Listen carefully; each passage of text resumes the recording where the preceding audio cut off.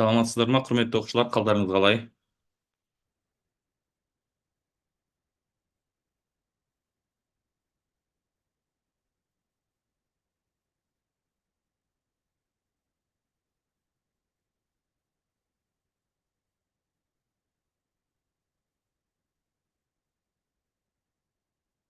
Жақсымын, рахмет, өздеріңіз қалайсыздар?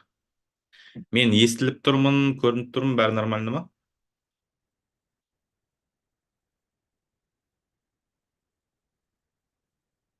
Жалқ ете қалдыңыз ғой дейді.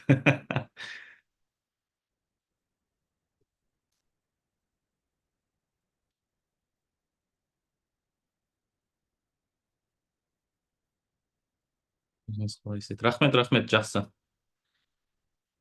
Бүгін күн де керемет болып тұр, ауа райы да керемет болып тұр. Сіздерде қалай білмеймін, бірақ Алматыда бүгін қайтадан жаз шығып кетті. Дала жып-жылы.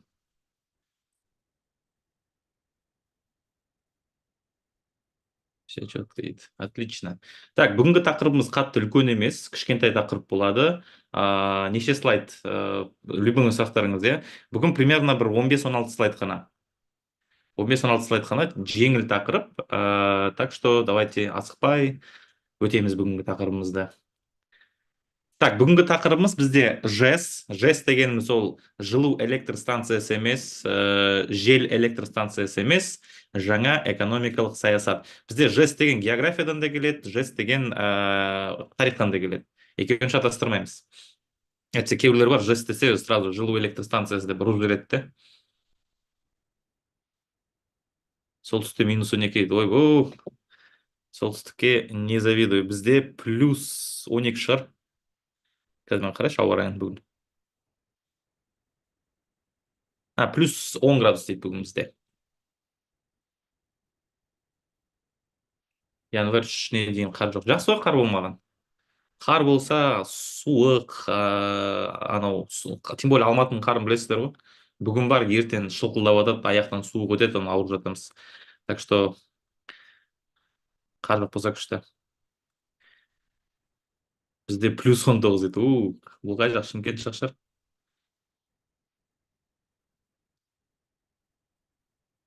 Неше слайд? Любимый сұрақтарыңыз. Айттым, 15-16 слайд примерно. Бүгін ашаршылық өтеміз ба? Бүгін біз бір ашаршылықты, бір аштықты өтеміз, ол 20-21 жылғы аштықтар. Негізгі 30-шы жылдардағы аштықты біз примерно 2 сабақтан кейін өтеміз. Келесі сабағымыз бізде индустрияландыру болады. Одан кейін бізде сол жаңағы ұжымдастыру саясаты, сол ұжымдастыру саясатының салдары, ол бізде ашаршылық 30-32 жылдардағы. Оны келесі сабақтарда өтеміз.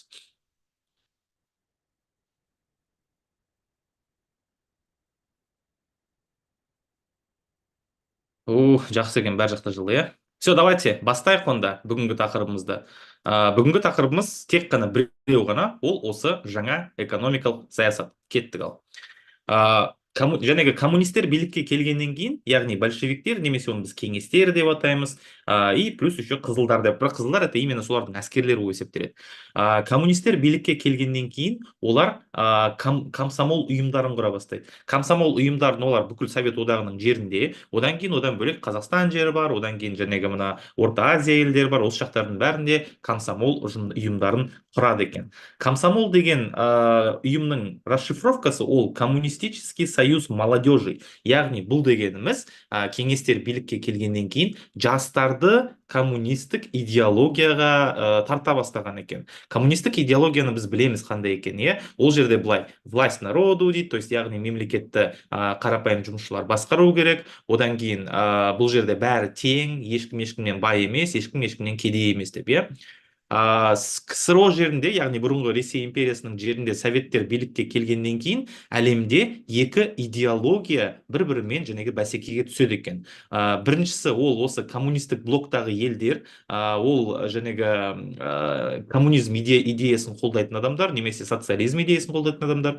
Ал екінші блокта ол жәнегі батыс Европа елдері, потом Америка құрама штаттары. Олар капиталистік қатынастарды қолдап отырады. Капитализм мен коммунизмнің ең үлкен айырмашылығы, капитализм дегенімізде ол жерде жәнегі жеке капитал бар. Коммунизмде бәрі коммунаның ішінде, яғни біріккен одақтардың ішінде бүкіл жәнегі экономикаға мемлекет басқарып отырады, бүкіл идеологияны мемлекет басқарып отырады. Ал капиталистік елдерде кішкене өзгеше болып тұр. Капиталистік елдерде бизнесмендер пайда болуы мүмкін, бір жеке кәсіпкерлер заводтар ашуы мүмкін, сөйтіп жәнегі олар өздерінің бағытымен дамиды. Капиталистік бағыттың экономикасы нарықтық экономика деп аталады, ал коммунистердікі ол қалай еді коммунистердікі? Плановая экономика. Қазақша ұмытып тұрмын, плановая экономика. Кім біледі, айтып жіберіңіздерші, мен орысшасы басымда тұр, қазақшасын қазір ұмытып тұрмын кішкене. Так, плановая экономиканың аудармасын кім біледі, жазып жіберіңіздер. Аға, ерте заманда өтеміз бе? Өтеміз, иә. В общем, өстіп жәнегі кімдер билікке келгенде, коммунистер билікке келгенде, олар біртіндеп жәнегі бүкіл жоспарлы, молодцы, жоспарлы деп жазып отырсыздар, жоспарлы экономика, енді есіме түсті. Есіме түскенде сіздер есіме түсірдіңіздер. Кеңестер билікке келгеннен кейін олар бүкіл Совет одағының адамдарына кеңестік құндылықтарды енгізе бастаған, иә. Оның бәрі кішкентай балалардан басталады. Мысал ретінде, садикте оқып жүрген кезде балаларды октябрята деген ұйымдарға қосқан, иә, октябрь революциясының жәнегі несіне, құрметіне. Октябрята олар кішкентай кезінен бастап коммунистік идеологияны бастарына құя береді екен. Одан кейін мектепке барғаннан кейін ол балаларды пионер ұйымдарына қосады. Пионерлер олар уже кішкене жасөспірімдер, бірақ тоже коммунистік идеологиямен. Одан кейін пионерлерден кейін мектепті бітіріп университетке түскен кезде комсомол болады. Комсомол — это коммунистический союз молодежи. Кейін комсомолдардан уже ары қаратай бүкіл нелер коммунистер шығады екен. Коммунистік партияның мүшелері болып тұр. Комсомол деген не екені түсінікті, иә, осы жерден.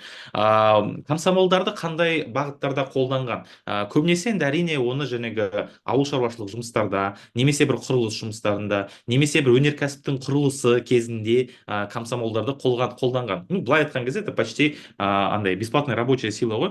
Мысал ретінде сіздер кеңес одағында тұрып жатсаңыз, сіздер қазір мектепте оқисыздар, каникул басталған кезде, енді бір ауыл жерде оқысаңыздар, сіздерді сол ауылдың картошкасы бар, бір жерде егілген. Соны картошканы егуге, картошканы қазып шығуға жұмыстарына апаратын, бір-екі апта қалып кетеді, сол жақта жүресіздер жұмыс істеп потом. Университетте оқып жүрсеңіздер, ол жақта тоже самое. Сіз және каникулға кетесіз, бірақ каникулға кетпейсіз, сіз бір құрылыстарға жұмысқа кетесіз. Басқа жан-жақтан жәнегі жастар жиналып, сөйтіп бір жәнегі Совет одағын құруға мүше болған екен. Оның бәріне әрине неше түрлі лозунгтар болған. Мысал ретінде, міне қараңыздар, мына жерде андай лозунг бар, иә, комсомол, будь всегда впереди деп. Бәрі жәнегі нелерді, жастардың бәріне бүйтіп атқан кезде нетіп отыратын, бір рух құйып отыратын. Бұның бәрі идеология болып тұр. Сонда комсомол дегеніміз міне жастай бастап осындай коммунистік құндылықтарды бастарына енгізу, кіргізу тарату болып тұр идеологияны. Қазақстан комсомолының бірінші съезі 1921 жылы шілде айында Орынбор қаласында өткен екен. Яғни 21 жылы Орынборда Қазақстанның ең алғашқы комсомол ұйымы құрылды. Қожадағы есіме түсіп кетті ғой. Қожада, по-моему, иә, ондай бар. Так.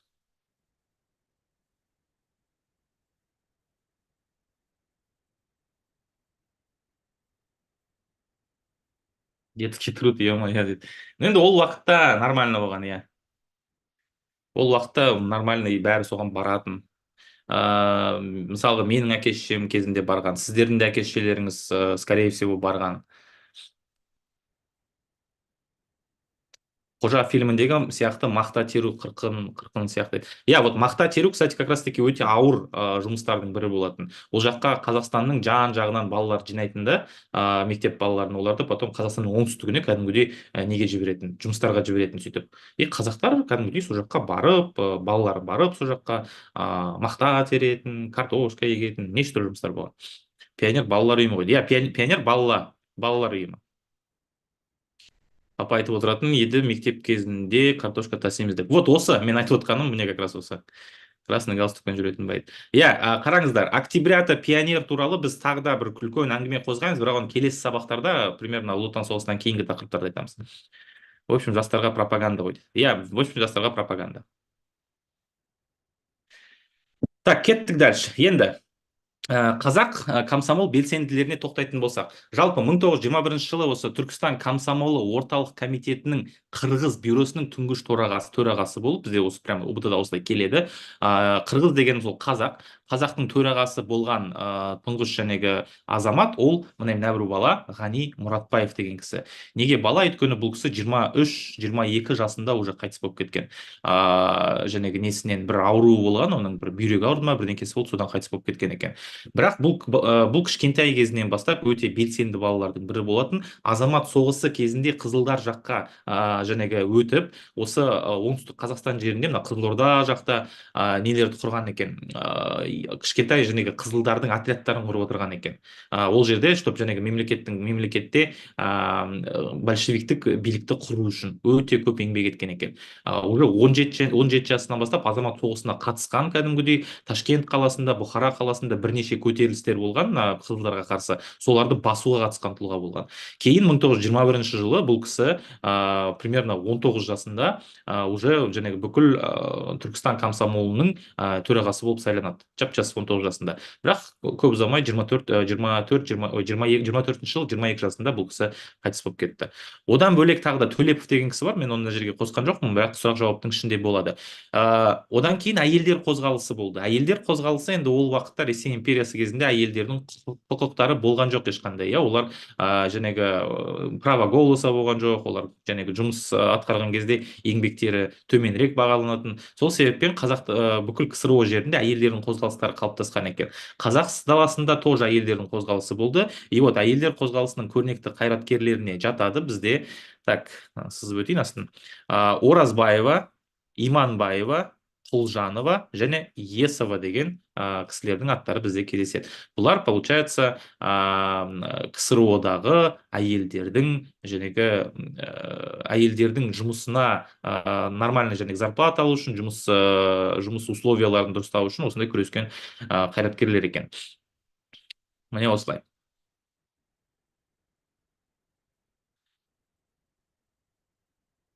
Так, не отыр мына жақта.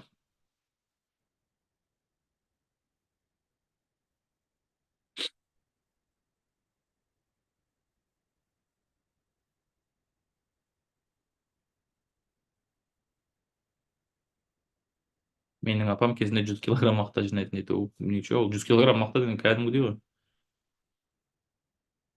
Бірақ осы КСРО-ның плакаттары күшті дейді. Үстіндегі пропагандасы күшті особенно.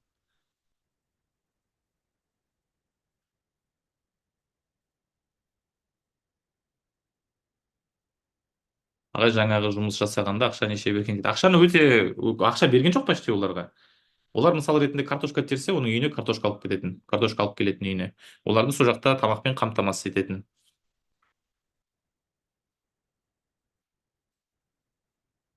Менің мектебім Ғани Мұратбаев еді. Вот міне осы кісінің құрметіне, значит, сіздің мектебіңіз.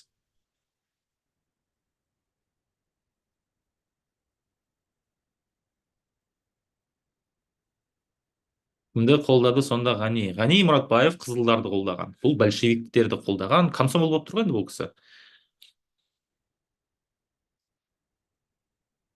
Так, жалғастырайық. Енді жесттің қабылдануына келейік. Жалпы жестті қалай қабылдады? Кеңестер билікке келгеннен кейін олар жәнегі алдарына қойған негізгі мақсаты ол КСРО-ны, олар жаңағыдай Кеңес социалистік республикалар одағын құрды ғой. Осы жәнегі КСРО-ны экономикалық дағдарыстан шығару болды. Өйткені Ресей империясы мына Николайдың кезінде Европа елдерінен өте артта қалып қалған болған. Жәнегі отсталый аграрлы мемлекеттердің қатарында болды. Отсталый в плане экономики. Бірақ жәнегі енді білеміз, жәнегі Ресей империясы кезінде 19 ғасырда оларда мықты ғылыми орталықтар болды. Оны ешнекесін айтып отқан жоқпыз. Өйткені ғалымдар неше түрлі жәнегі тарихшылар, мықты тұлғалар болған, мысалға орыс Ресей империясы кезінде. Олардың көбін мына КСРО билікке келгеннен кейін, в общем, оларда енді қарапайым жұмысшылар билікке келгеннен кейін олар былай айтқан кезде особо умный адамдарды жақсы көрген жоқ. И сол себеппен көбісі КСРО жерінен қашып кетеді. Именно кеңестер билікке келгеннен кейін олар Европаға ұшып кетті. Қалғандарын одан кейін білеміз, иә, репрессияға ұшырады. Бұлардың көбісін атып тастаған болған. Оның ішінде жаңағы репрессия кезінде тек қана қазақтар ғана емес, қазақтың зиялылары ғана емес, ол жақта өте көп мына украин зиялылары, ресейдің орыс зиялыларының өздерінің қаншамасын атып тастаған. Өйткені жаңағы олардың көзқарастары билікке, кеңестерге қарама қайшы келеді деп. Вот кеңестер билікке келгеннен кейін Ресей империясы ол уақытта өзі қарқ болып тұрған жоқ, иә, аграрлы мемлекет болып тұрған. Заводтары, фабрикалары болды, бірақ кішкене аздау болған. Ал кейін кеңестер билікке келгеннен кейін олардың бәрі қудалауға ұшырады да, бағанағы ғалымдар, олардың бәрі кетіп қалады Европа елдеріне. Соның нәтижесінде мына азамат соғысы кезінде КСРО-дағы экономика өте қатты құлдырайды. И вот сол экономиканы дағдарыстан шығару үшін кеңестер неше түрлі жаңа жаңағы саясаттар қолданған екен. Әскери коммунизм саясат деген болды есімізде, иә, әскери коммунизм, бірақ мемлекет дағдарыстан шығару емес, ол наоборот мемлекетті дағдарысқа кіргізу саясаты болып тұр. Өйткені халықтың бәрінен малдың бәрін тартып алды да, оның бәрін соғыс және шығын ретінде ар жаққа беріп жіберді КСРО-ға. Осы әскери коммунизм кезінде мемлекет қатты әлсіреп қалды экономикалық тұрғыдан. Сол себеппен кеңестер жаңа экономикалық саясат деген жобаны қолданады. Немесе оны біз жест деп атаймыз. Жесттің қабылдануы 1921 жыл 14 наурызда болған екен. Мынау бізде тесттерде келеді, қай уақытта жаңағы жест қабылданды деп, немесе 1921 жыл не қабылданды. Ол міне бізде жест болады. Жаңа экономикалық саясат. Жаңа экономикалық саясаттың жаңағы мақсаты негізгі ол КСРО-ны Ресей жаңағы Ресей империясын бұрынғы, иә, КСРО-ны экономикалық дағдарыстан шығару болып тұр.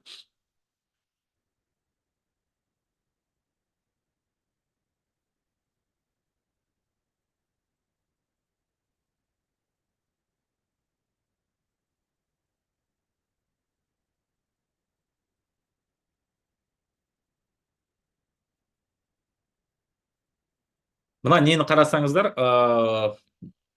лозунгты қарасаңыздар, мына плакаттағы, бағана бір оқушылар айтып отырған, КСРО кезіндегі плакаттар күшті болады деп. Вот міне мына плакатта мынандай лозунг тұр. Крестьянин помнит, крестьянин кормит рабочего, рабочий знает это и в долгу перед крестьянином не останется дейді. Яғни бұл дегеніміз, типа бәрі бүкіл КСРО-ның азаматтары бірігіп КСРО үшін жұмыс істеп жатыр дейді. Осындай жаңағы пропаганда болған. Біз бәріміз бір үшін.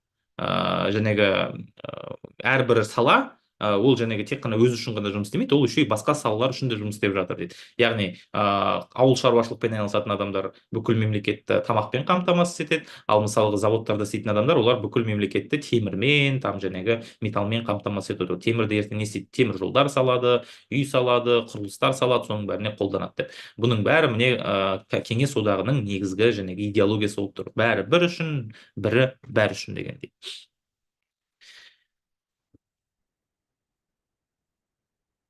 Так, енді жестің ерекшеліктеріне келейік. Жаңа экономикалық саясаттың ерекшеліктеріне келетін болсақ, қандай ерекшеліктерді қолдану? Так,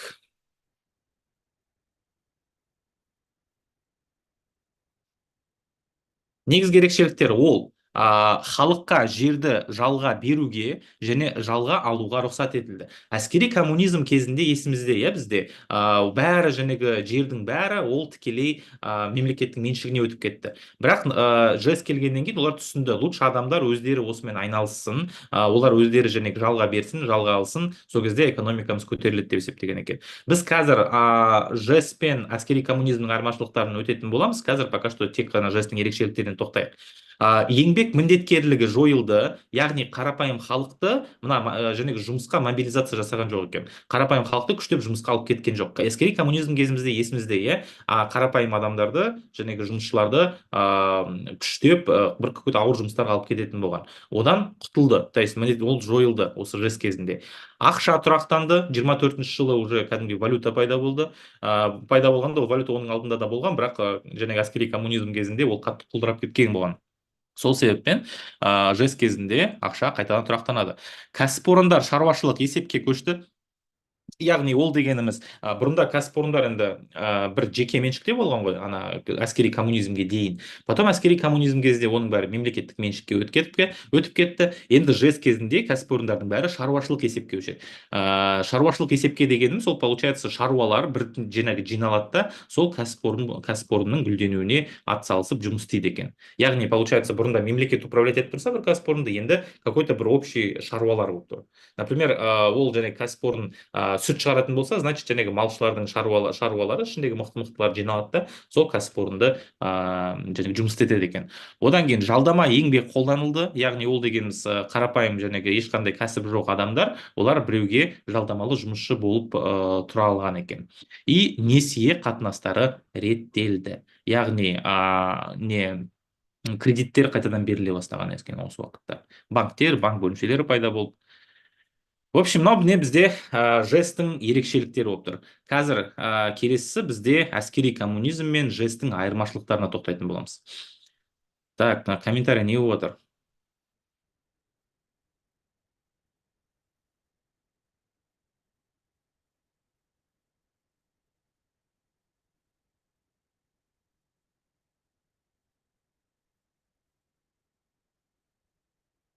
ЛВПГ деген неме? Бәрі ЛВПГ деп жазып кетті мына жақта. Түсінбей отырмын мен.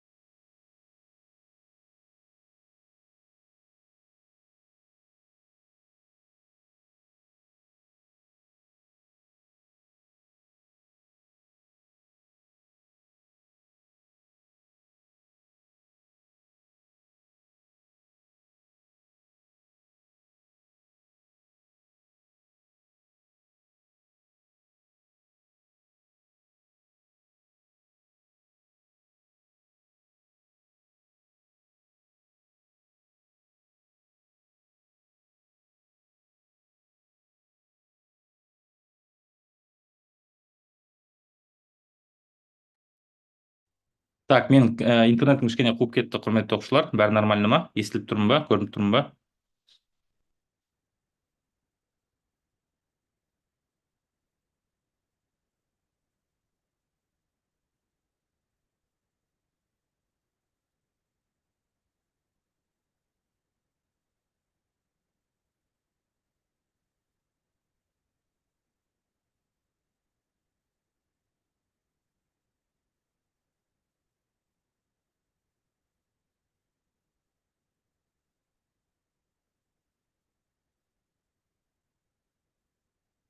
Так, мен интернетім кішкене қуып кетті.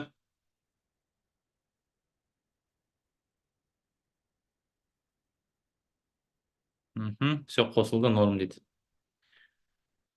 Так, жақсы, жалғастырайық онда. Енді келесі бізде әскери коммунизм мен жэс-тің айырмашылығына келейік, иә. Мына жерде мынандай күшті бір таблица берілген кітапта, оқулықта.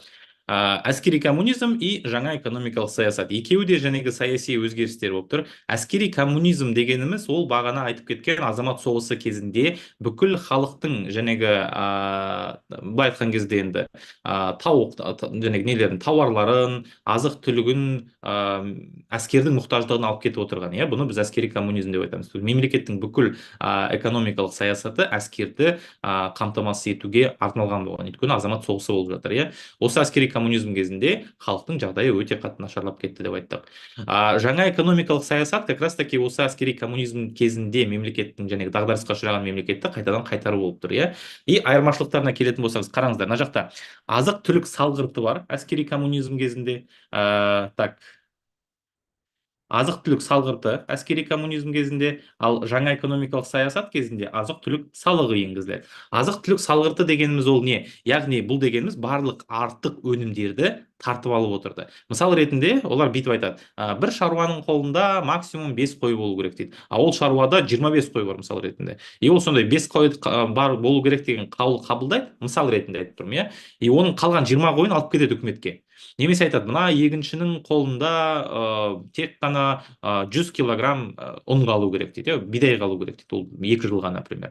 А ол 1 тонна шығарды. Сонда қарасаңыз 900 килограммын алып кетеді. И бұл дегеніміз мемлекеттің жәнегі халқын өте қатты кедейлеткен болған. Енді қаншама жылдар бойы жәнегі шаруашылықпен айналысқан адамдар өздерінің малдарынан айырылып қалды осы әскери коммунизм кезінде.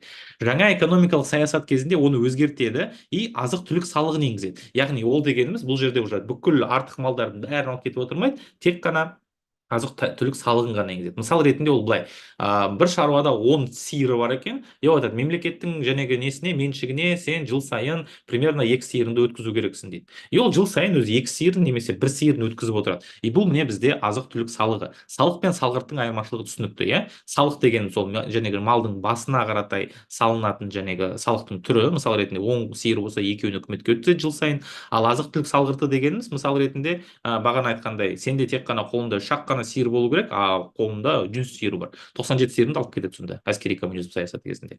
Одан кейін әскери коммунизм кезінде жекеше кәсіпорындар мемлекет қарамағына алынды, полностью жәнегі приватизация болды, иә. Мемлекет алды да бүкіл кәсіпорындарды, банк бөлімшелерін, одан кейін темір жол желістерін, оның бәрін өзінің қарамағына алып алады. Бұның бәрі все менікі дейді. Өндірістік тауарлар мен астық саудасына мемлекеттік монополия орнайды. То есть мемлекет толықтай өндірістік тауарлардың бағасын, өндірістік тауарлардың қайда сатылады, кімге сатылады, соның бәріне үстемдік ете бастайды. Міне мынау әскери коммунизм кезінде. То есть бүкіл шаруашылықтың бәрі мемлекеттің қолында дейді, монополиясында дейді. Ал жэс кезінде оның бәрі кішкене өзгерістер болған. Мысал ретінде жерді жалға беру мен жалға алуға рұқсат етілді, бағана айтып өткеттік, иә. И жалдамалы еңбекті қолдануға рұқсат етіледі. То есть бұл жерде мемлекет уже полностью кәсіпорындарға үстемдік жасап жатқан жоқ. Кәсіпорындар, какой-то бір жәнегі шаруашылықтар, олар кішкене өздерінің бір несін, өздері басқару мүмкіндігін алды. Бірақ әрине толықтай емес, но какой-то жәнегі олар өздері какой-то бір жалдамалы еңбекшілерді мысалға ала алады, немесе өзінің бір жері бар, оның бір какой-то 1 гектар керек емес, мысал ретінде, оны алады да біреуге жалға бере салады, мысал ретінде. Ал мына әскери коммунизм кезінде ондай мүмкіндіктер болған жоқ, бәрі мемлекеттік болған. Өнімде айырбас бөлу жүйесі жүзеге асырылды, яғни бұл уақытта ақша жәнегі тұрақты болмағандықтан көбісі айырбас саудаға кеткен екен. Мысалы, біреуге қой береді, а ол барады да қойдың орнына қант береді, мысал ретінде.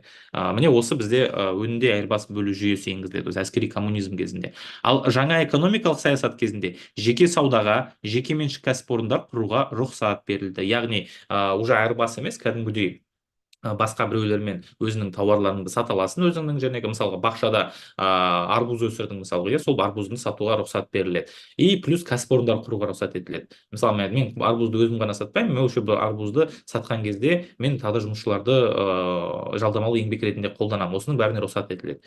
Потом жалпыға бірдей еңбек міндеткерлігі енгізілген болған әскери коммунизм кезінде, ал жаңа экономикалық саясат кезінде ол міндеткерлік жойылды, керісінше. Бағана айтып кеттік ол туралы, иә. Просто бір жұмысшыларды жұмысқа алып кетеді күштеп, и сол жақта жұмыс істеп жүреді деп оның бәрі.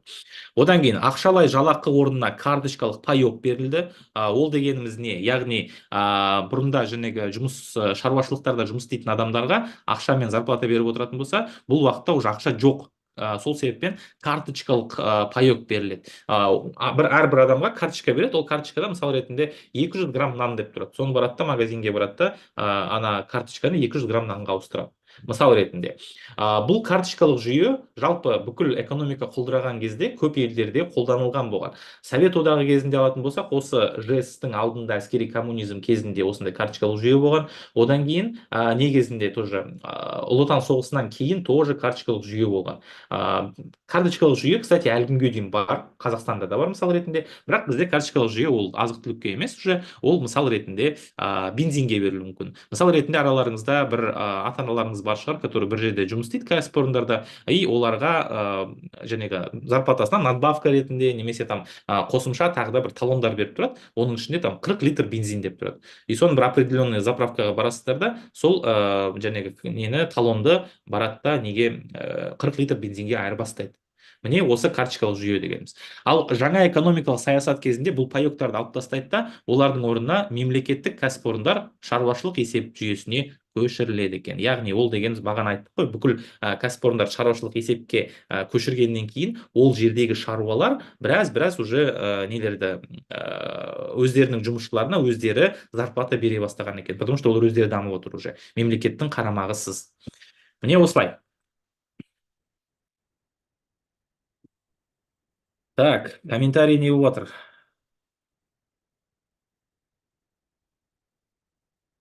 Монополия деген не? Монополия дегеніміз ол бір мемлекеттің немесе бір организацияның бүкіл бір салаға қарамағы. Мысал ретінде біз былай айта аламыз: Қазақстан жерінде темір жол саласында монополия бар деп. Бізде Қазақстан темір жолдары ол Қазақстан темір жолы деген компанияға тиесілі болып тұр. Басқа компаниялар жоқ, онымен конкуренция жасайтын. Сол себептен бұл монополия деп айтсақ болады.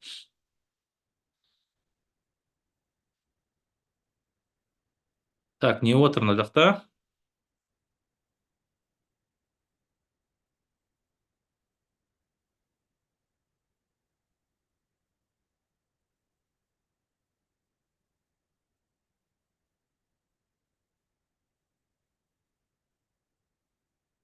Аға, егер 5 болса, ол малшыда 2 қой болса, оған 3 қой қосып берген ба, или алған мал ма деп. Әрине қосып берген жоқ ешкім. Наоборот, алып алатын. 2 қойың болса, біреуін алып алады. Карточкалық жүйе нешінші жылы жойылып еді дейді. Карточкалық жүйе бірнеше рет жойылған, бірақ бізде ұбт да келетіні ол 47-ші жыл. 1947 жылы сұрайды көбінесе.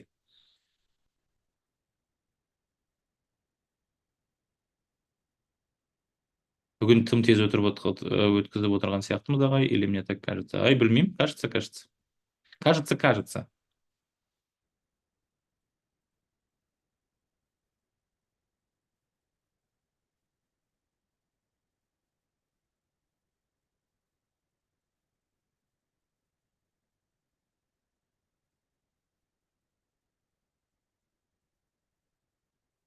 Монополия деген бағана айтып өткеттік, иә. Монополия дегеніміз ол бір, ну, скажем, кәсіпорынның деп айтайықшы, бір кәсіпорынның бір сол целый салаға үстемдік етуі. То есть тек қана олар ғана, конкуренттері жоқ, вот это монополия деп аталады. Так, енді скрин жасап алыңыздар.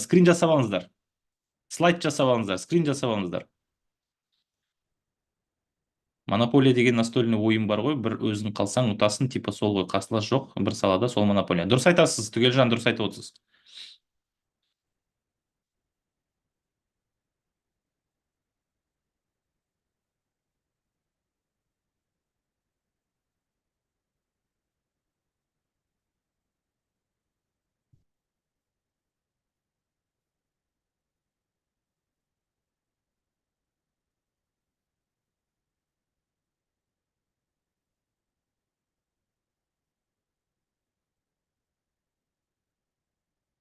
Так, скрин жасап алыңыздар, құрметті оқушылар.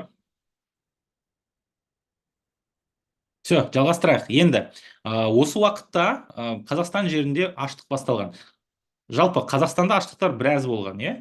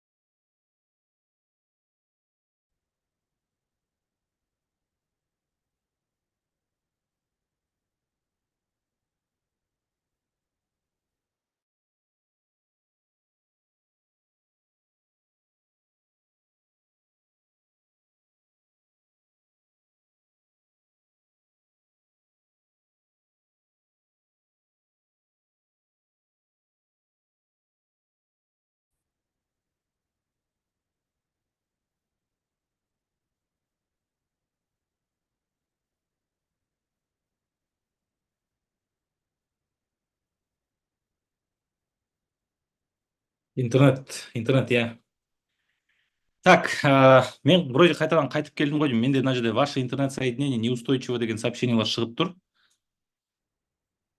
Ағай краш дейді.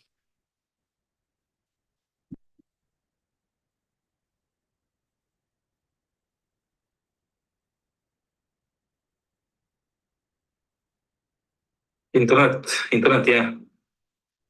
Так, мен вроде қайтадан қайтып келдім ғой деймін. Менде мына жерде ваше интернет соединение неустойчиво деген сообщениелер шығып тұр.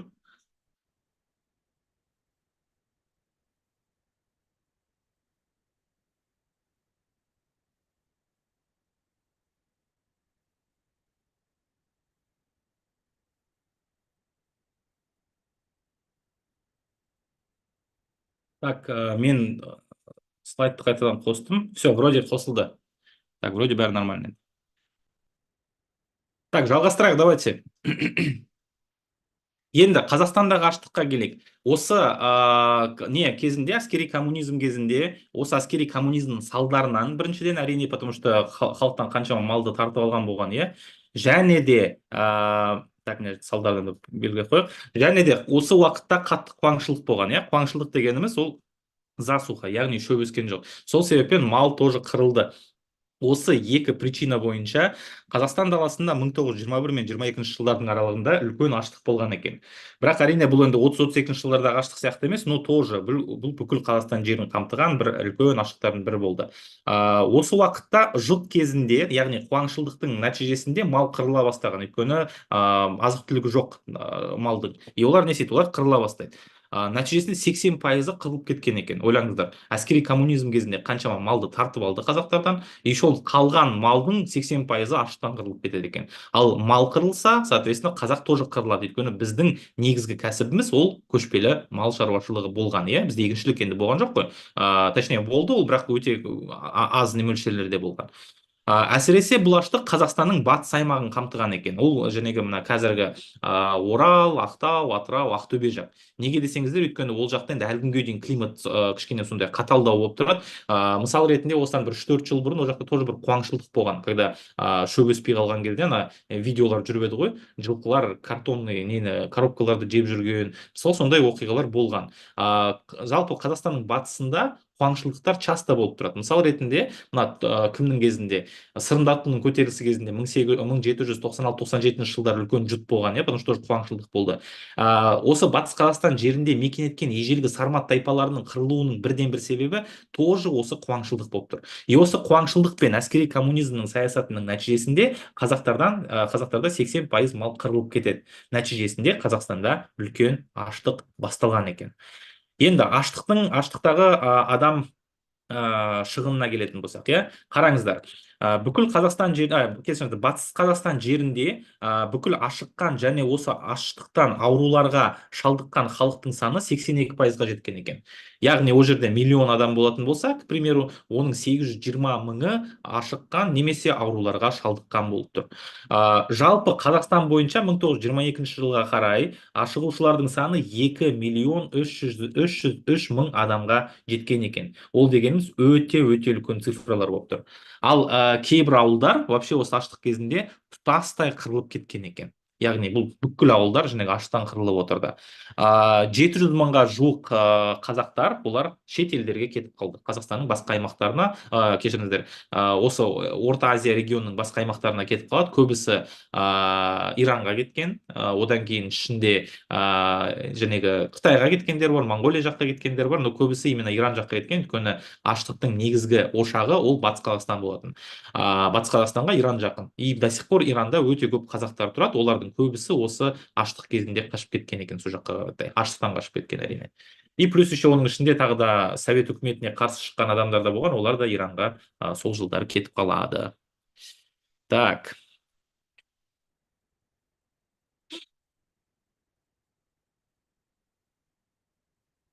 Не үшін болды аштық? Мен бағана айттым ғой. Ұлы жұт па? Жоқ, бұл ұлы жұт емес. Ұлы жұт 30-32-де.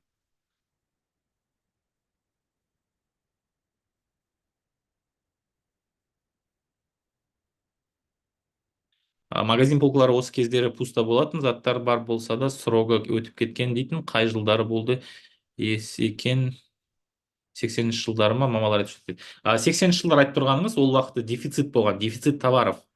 Ақша халықта бар, бірақ не жоқ, товар жоқ.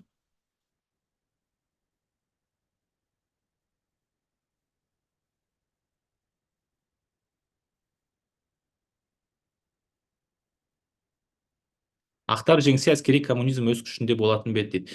Жоқ, әскери коммунизм дегеніміз ол именно соғыс кезіндегі саясат қой. Сол себеппен және соғыс аяқталғаннан кейін в любом случае әскери коммунизмді запретқа қойып тастайды. Тем более бұл жерде коммунизм деген сөз тұр, иә. Ақтар коммунистерге қарсы болған, сол себеппен точно алып тастаушы еді. Так, жалғастырайық енді.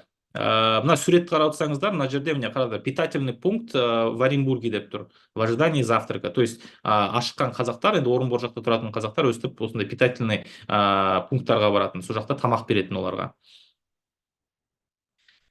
Енді ұлт зиялыларының аштық жайлы айтқандарына келетін болсақ, бізде осы 21-22 жылдардағы аштық бойынша Тұрар Рысқұлов пен Сейітқали Мендешевтің айтқан сөздері бар. ұбт келетін. Тұрар Рысқұлов ол кісі даладағы аштық деген мақала жазған екен. И сол уақытта бүйтіп жазыпты: бұл аштық әрбір адамды қамтыды, қазақтардың қырылып қалу қаупі жоғары деп айтқан екен. Яғни осы аштық кезінде қазақтар полностью қырылып қалуы мүмкін дейді.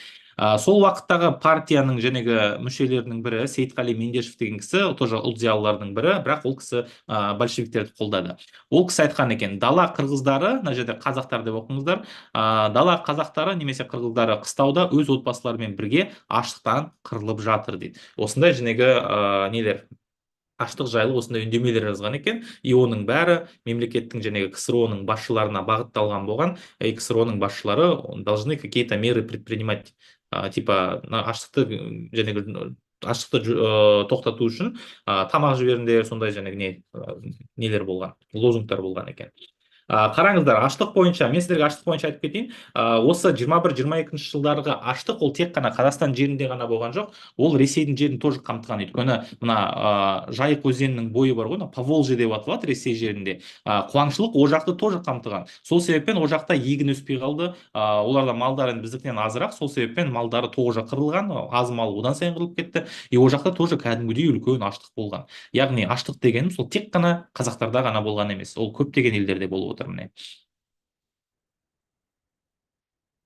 ағай, соғыс 18-ші жылы бітті ғой, неге әскери коммунизм қалған? 18-ші жылы біткен жоқ, соғыс 22-де біткен. Қазақстан даласында 20-да бітті соғыс, 1920-да бітті, ал бүкіл Ресей жерінде 1922 жылға дейін созылған.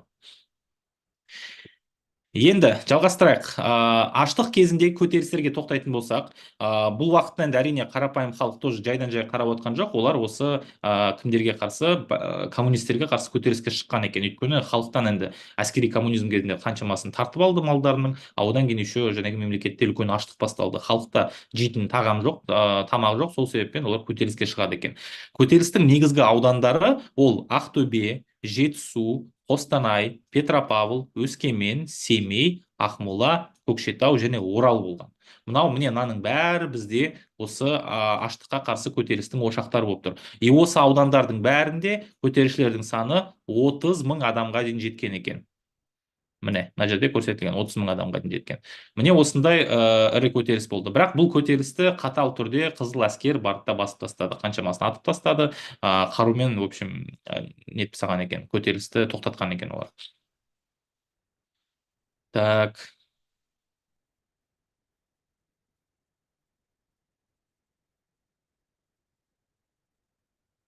Ағай, патша үкіметі бар малды жинап не істеді? Қараңыздар, мына уақытта патша үкіметі емес, бұны жинап отқан әскери коммунизм кезінде ол большевиктер болып тұр. Оны не үшін жинады? Чтобы жәнегі әскердің мұқтаждығын алып кетіп отырған. Әскерді тамақпен қамтамасыз ету үшін деп жинап алған ба? Осы аштықта ма баласын жеген дейтін сурет бар еді ғой. Сурет бар ондай, ол сурет ол мына аштық емес, ол 30-32 жылдардағы аштық. Так, енді келесі аштықты тоқтату шараларына келетін болсақ. Қараңыздар, аштықты тоқтату шаралары кезінде Владимир Ильич Ленин көп еңбек еткен екен. Ол кісі енді қазақ даласындағы аштықты тоқтатқысы келді. Сол себеппен жаңа экономикалық саясат қабылданғаннан кейін олар ашыққан аудандарға көмек ретінде нақты ет салығы туралы заң енгізеді екен. Нақты ет салығы туралы заң бойынша көшпелі халықтардан ет салығы алынбайтын болды. Яғни оларды ет салығынан босатады. Қазақтарда енді единственное ол мал болғандықтан әрине бұл үлкен көмек болды. Нәтижесінде біртіндеп осы аштыққан аудандарда мал және ет салығынан босатылғаннан кейін біртіндеп халық қайтадан жәнегі аштан шыға бастады и біртіндеп малдардың саны көбейе бастаған қайтадан. Бұл жәнегі заңды 1921 жылы Владимир Ильич Ленин бекіткен екен. Міне мына суретті қарасаңыздар, мына жерде Владимир Ильич Ленин тұр, и оның тоже лозунгы тұр, иә. Из России Неповской, Неп деген сол жест орысша. НЭП — это новая экономическая политика. Бұл және лозунгы бойынша былай тұр екен. Из России Неповской будет Россия социалистическая деп. Біз және НЭПті енгізгеннен кейін бізде социалдар және социализм орнайды деп есептеген екен. Мынау міне бізде Лениннің лозунгы болып тұр. Енді қосшы одағының құрылуына келетін болсақ, осы уақытта для того, чтобы жаңағы ашыққан аудандарға көмек ретінде қосшы одақтары құрыла бастаған екен. Так, қосшы одағының басты мақсаты ол аштықпен күресу болып тұр. Яғни ашыққан аудандарға көмек болып тұр, иә.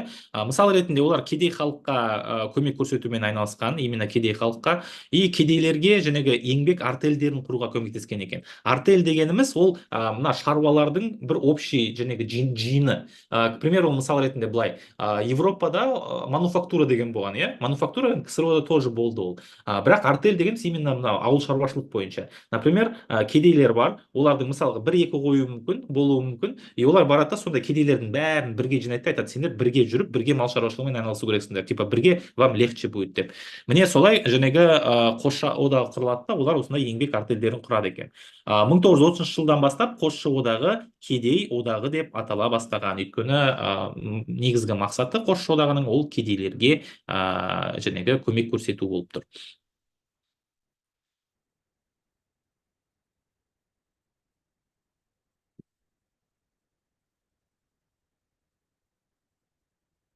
Так, что там дальше?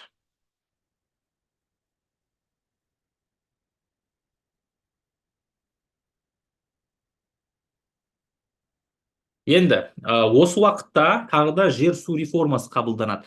Бұл жер су реформасы тоже жәнегі жэс жылдары қабылданған. Бұл жәнегі реформаның негізгі мәні, бұл реформа өзі 21 мен 22 жылдардың аралығында өткен. Реформаның мәні осы отаршылдық кезінде, яғни патша үкіметі кезінде қазақтардан көп жерлер тартып алды емес па? Есімізде ғой, 45 миллион десятина деп айтып отырмыз, иә. Отаршылық кезінде тартып алынған жерлерді қазақтарға қайтару болды. Яғни қазақтарға біраз жерлерді қайтарып береді жэс кезінде. Әрине бұның бірнеше жәнегі несі бар, мақсаты бар бұның. Оны потому что олар бәрі добрый болды да, қазақтарға мә сендерге қайтарып берейік, біз ошибка жасадық деген әңгіме емес бұл жерде. Бұл жерде әрине біріншіден қазақтардың несін табу, қазақтардың қалай айтсақ болады, поддержкасын табу болып тұр. Екіншіден, әрине ол жерде қазақтар мал шаруашылығымен айналысады. Мал шаруашылығымен айналысса, олар көбірек салық төлейді деп есептеген екен. Сол себеппен қазақтарға жерлерді қайтарып береді. Көбінесе жер су реформасы именно ертіс өңірін қамтыған, өйткені кезінде мына ертіс өңірінде өте көп жерлерді қазақтардан тартып алған болған екен. Ертіс өңірі дегеніміз мына жақтар міне. Осы жерлерден көп жерлерді тартып алды қазақтардан, и кейін жер су реформасының нәтижесінде қайтадан қазақтарға қайтарып береді бұның бәрін. Барлығы 21-22 жылдар болған екен дейді. Иә, көбісі 21-22 жылдар болған, өйткені осы уақытта жэс енгізілген болған. Бірақ жэс ары қаратай жалғасады. Енді жэс жылдары салынған кәсіпорындарға келетін болсақ, осы уақытта кәсіпорындар тоже біртіндеп дами бастаған. Мысал ретінде 1920 жылы, бұл енді жэс-қа дейін еще, бірақ енді соның уже қарсаңында Шымкент Сантанин зауыты салынған екен. Сантанин дегеніміз это какой-то бір дәрі-дәрмек нелерді, всякий бір глист деген болады ғой, глисттарды өлтіретін сондай дәрі дәрмек болатын, соны Шымкент қаласында салған екен. Сантаниннің негізгі несі это дермене, дермене енді орысша сантанин болып тұрады. 27 жылы 27 жылдан бастап мыс өндіріле бастаған Қарсақбай комбинатын салды. Осы уақытта мыс өндірілетін зауыт болған. Осы уақытта ЖЭС жылдарында бүкіл өлкедегі главный жәнегі түсті металлургияның ауданы Кенді Алтай болған екен. Ал түсті металлургия ол Қазақстан жерінің негізгі саласы болып кетеді осы ЖЭС жылдары. И түсті металлургияның негізгі зауыты Риддер Қорғасын зауыты болып тұр. Бұл дегеніміз міне түсті металлургияны өндіретін, Қорғасын точнее өндіретін комбинат осы Риддер қаласында. Кстати, бұл завод, по-моему, әлі күнге дейін жұмыс істейді ғой деймін осы.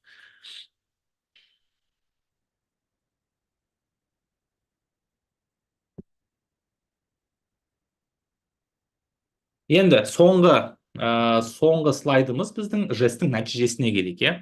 1924 жылы осы жэс-тің ықпалымен азық түлік салығы жойылады, оның орнына ақша салығын енгізеді екен. Бұрында біз жаңа айттық, иә, азық түлік салғырты, азық түлік салығы дедік, енді ақша салығын алмасады оның бәрі. Азық түлік салғырты кезінде артық қалған малдардың бәрін тартып алады. Азық түлік салығы кезінде ана мал басына жәнегі 1%-терді қояды, например, 10 сиыр болса, екеуін бересің үкіметке дегендей, иә.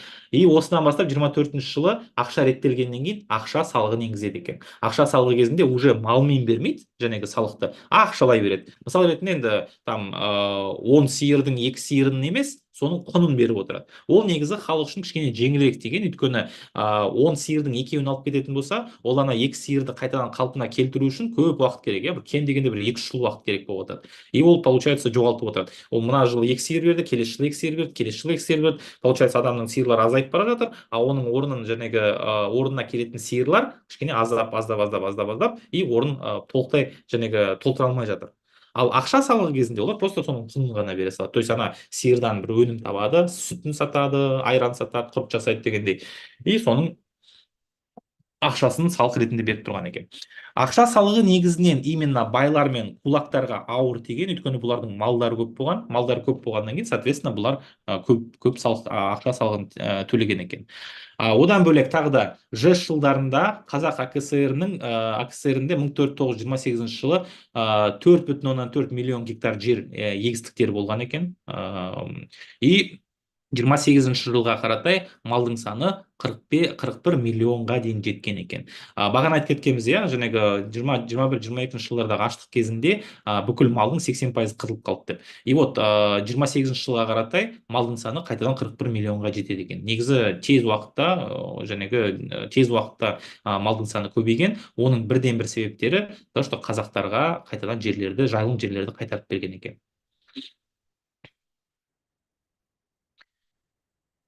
Енді мына плакатты қарасаңыздар, или газеттегі сурет па, мына жерде күшті көрсетілген екен. Қара, мына жерде бүйтіп жазылып тұр: смотри, крестьянин, как распределяется твой продналог. Продналог деген продовольственный налог. Ол бағанағы жәнегі азық түлік салығы немесе салғырты болып тұр, иә. Мына жерде бүйтіп жазылып тұрған 58,4% ол ауылға дейді, на содержание уездных и волостных управлений, школ, больниц, фельдшер и ветеринарных пунктов деп тұр. Яғни сен жаңағы бір сиырыңды бердің, сол сиырның 58,4% міне осыған кетеді. Яғни оның етін сояды, содан кейін етін осы жаққа жібереді, чтобы жаңағы больницаларды, жаңағы мектептерді тамақпен қамтамасыз ету үшін. 25% армияға кетеді дейді, кәдімгі армияның адамдарын тамақпен қамтамасыз ету үшін. И 16,6% ол на содержание детских домов, учреждений социального обеспечения деп тұр. Яғни бұл жерде балалар үйіне, потом тағы да социальное обеспечение, қарттар үйі болуы мүмкін, немесе допустим, типа психбольница деген сияқтар болуы мүмкін, иә. Солардың бәріне осы 16,6% кетіп отырады екен.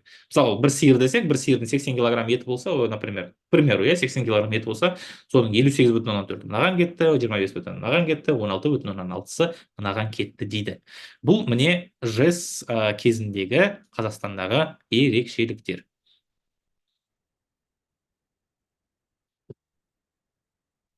ЖЭС 1921 жылы басталып, қашанға дейін созылды? И 28, наверное, деп тұр. Примерно 28 жылға дейді, 27 жылы ұжымдастыру саясаты қабылданады. Ұжымдастыру кішкене басқаша болған. Ол жәнегі неден? ЖЭС-тердің айырмашылықтары көп өте. Ұжымдастыруды біз өтеміз әлі келесі сабақтарда. Так, міне осымен бүгінгі сабағымыз аяқталды. Негізі тақырыбымыз өте оңай, барлығы түсінікті болды деген үміттемін.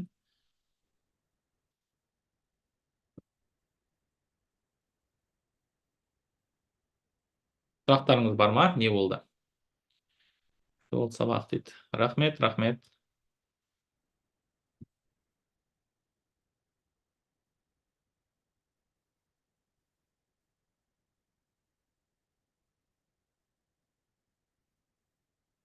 Әрең отқан сияқтысыңдар ғой, аяқталды деп айтпады. Слайд бітпей жатып уже сау болыңыз деп жатыр да, просто кейбіреулер.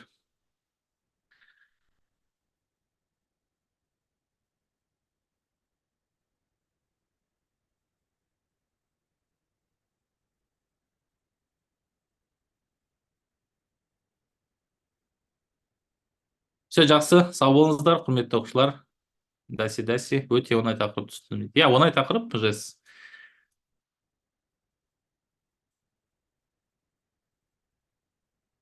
Даси, ағай, сабақ кайф дейді. Кайф болса осылай.